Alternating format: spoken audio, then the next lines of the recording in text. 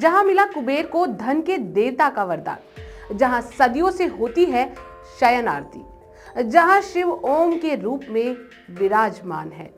आज हम आपको ले चलते हैं उसी नगर में, उसी स्थान पर जहां मंदाता पर्वत हो गए थे अमर, जहां होता है नर्मदा और कावेरी नदी का संगम, और जहां सदियों से भगवान शिव माता पार्वती के साथ आज भी खेलते हैं चौसर। नमस्कार, भारत भ्रमण में आपका स्वागत है। मैं हूं अंजलि त्यागी। विनम्र और भक्तों को बेहद स्नेह करने वाले भगवान शिव के 12 ज्योतिर्लिंग हमारी पृथ्वी पर लाखों सालों से विराजमान है, जो कि मनुष्य को हर पाप और मृत्यु लोक से मुक्ति दिलाते हैं। मध्य प्रदेश में स्थित ओमकारेश्वर भगवान शिव के उन्हीं 12 ज्योतिर्लिंगों में से एक है, और यह मंदिर 12 ज्योतिर्लिंगों में से चौथे स्थान पर आता है। यहाँ पर भगवान शिव नर्मदा नदी के किनारे मौजूद ओमकार यानी ओम के आकार वाले पर्वत पर विराजमान है।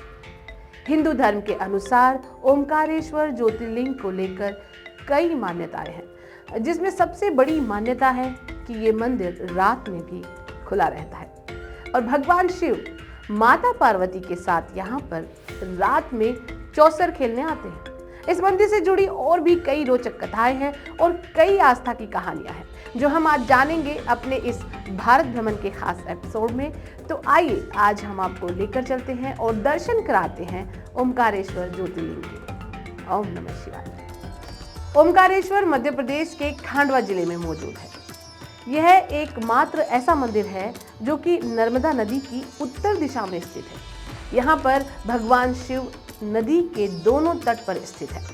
महादेव को यहाँ पर ममलेश्वर और अमलेश्वर के रूप में भी पूजा जाता है। धार्मिक मान्यता के अनुसार ओमकारेश्वर ज्योतिर्लिंग के आसपास कुल 68 तीर्थ स्थल हैं और यहाँ भगवान शिव 33 करोड़ देवताओं के साथ विराजमान है। ओमकारेश्वर मंदिर नर्मदा नदी के मध्य द्वीप पर स्थित है। वहीं दक्षिण तट पर ममलेश्वर मंदिर मौजूद है। ओमकारेश्वर में ओमकारेश्वर ज्योतिर्लिंग के साथ साथ ममलेश्वर ज्योतिर्लिंग भी मौजूद है, जो कि नर्मदा नदी के नीले जल से घिरा हुआ है। ओमकारेश्वर मंदिर की आधिकारिक वेबसाइट के अनुसार भगवान शंकर के 12 ज्योतिर्लिंगों में ओमकारेश्वर चौथा ज्योतिर्लिंग है। शास्त्रों में मान्यता है कि कोई भी तीर्थयात्री देश के भले ही सारे तीर्थ कर ले, किंतु जब तक वह ओमकारेश्वर आकर किए गए तीर्थों का जल लाकर नहीं चढ़ाता, तब तक उसके सारे तीर्थ अधूरे माने जाते हैं। इस मंदिर की सबसे खास बात है भगवान भोले की शयन आरती। जैसे उज्जैन में स्थित महाकाल ज्योतिर्लिंग की भस्म आरती विश्व स्तर पर भक्तों को आकर्षित करती है ना, वैसे ही यहाँ ओमकारेश्वर में ठीक वैसे ही ओमकारेश्वर मंदिर की शयन आरती विश्व प्रसिद्ध है, और इस आरती को देखने के लिए दूर देश से आस्था से घिरे लोग, आस्था से बंधे भक्त यहाँ खिंचे चले आते हैं। ओमकारेश्वर मंदिर को लेकर एक मान्यता यह भी है कि भोलेनाथ तीनों लोक का भ्रमण करके प्रतिदिन इसी मंदिर में रात को सोने के लिए आते हैं, इसीलिए यहाँ पर रात्रि में शयन आरती की जाती है।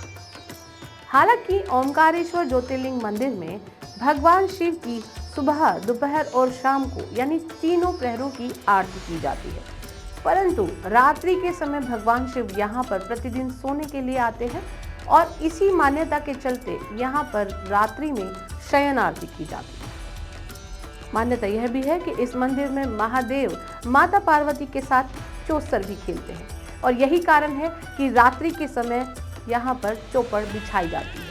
और आश्चर्य की बात यह है कि यहाँ पर जिस मंदिर में रात के समय भीतर कोई परिंदा भी पर नहीं मार सकता, उसमें सुबह चौसर के पास से ऐसे बिखरे हुए मिलते हैं जैसे रात्रि के समय चौसर खेला गया है ना। हैरत कर देने वाली बात। ओम का अर्थ है ब्रह्मांड, और ऐसा माना जाता है कि इस शब्द का उच्चारण सर्वप्रथम ब्रह्मा के मुख से ही हुआ था। इस मंदाता पर्वत का आकार ओम की तरह है और इसी स्थान को ओमकारेश्वर मंदिर कहा जाता है। इस मंदिर की सबसे खास बात है इसकी वास्तुकला। मंदिर का निर्माण उत्तर भारतीय वास्तुकला में किया गया है ओमकारेश्वर मंदिर के संबंध में मिले ऐतिहासिक प्रमाणों के अनुसार यह मंदिर और इसकी वास्तुकला आज से लगभग 5500 वर्ष पुरानी है। इस मंदिर को किसने बनाया, ये आज तक रहस्य बना हुआ है। आइए थोड़ा इसके इतिहास के बारे में जानते हैं। माना जाता है ओमकारेश्वर लिंग किसी मनुष्य के द्वारा गढ़ा, तराशा या बनाया हुआ नहीं है, बल्कि यह प्राकृतिक शिवलिंग है। इसके चारों ओर हमेशा जल भरा रहता है।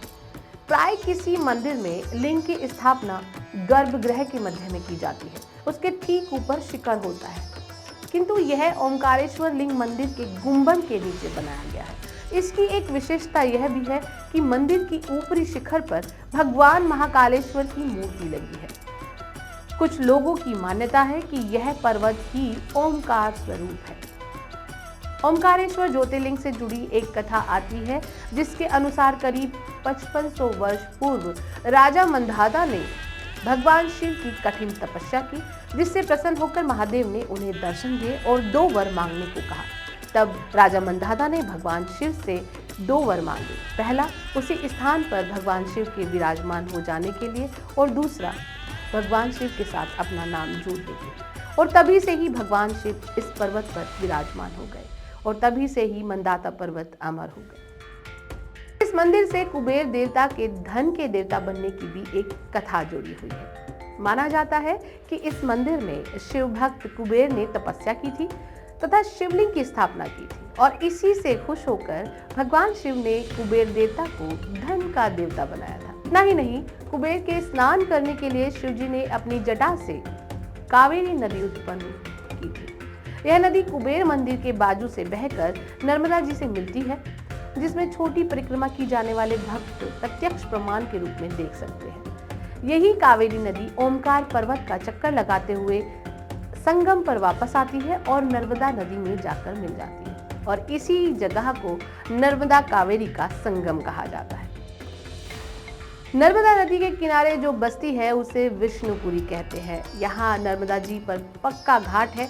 यहाँ पुल या नाव से नर्मदा जी को पार करके यात्री मंदाता द्वीप पर पहुँचते हैं, जहाँ घाट के पास नर्मदा जी में कोटि तीर्थ या चक्र तीर्थ माना जाता है। यही स्नान करके यात्री सीढ़ियों से ऊपर चढ़कर ओमकारेश्वर मंदिर में दर्शन करने जाते हैं, और धार्मिक दृष्टि से मंदाता टापू में ओमकारेश्वर की एक छोटी और बड़ी 2 परिक्रमाएं करते हैं। ओमकारेश्वर क्षेत्र की संपूर्ण तीर्थ यात्रा 3 दिनों में पूरी की जा सकती है। ओमकारेश्वर तीर्थ के साथ नर्मदा नदी का भी विशेष महत्व है। शास्त्र मान्यता के अनुसार यमुना जी में 15 दिन का स्नान और गंगा जी में 7 दिन का स्नान करने से जो फल मिलता है, उतना ही पुण्य फल नर्मदा नदी के दर्शन मात्र से प्राप्त हो जाता है। तो आज ही नर्मदा नदी के दर्शन करना ना भूलें, साथ ही आस्था से जुड़ी इन पवित्र नदियों में स्वच्छता बनाए रखें। तो आज भारत भ्रमण में इतना ही। अगले क्रम में आपसे मिलेंगे देवभूमि हिमाचल में मौजूद ऐतिहासिक इमारतों को लेकर। देखते रहिए कृषि जागरण। नमस्कार।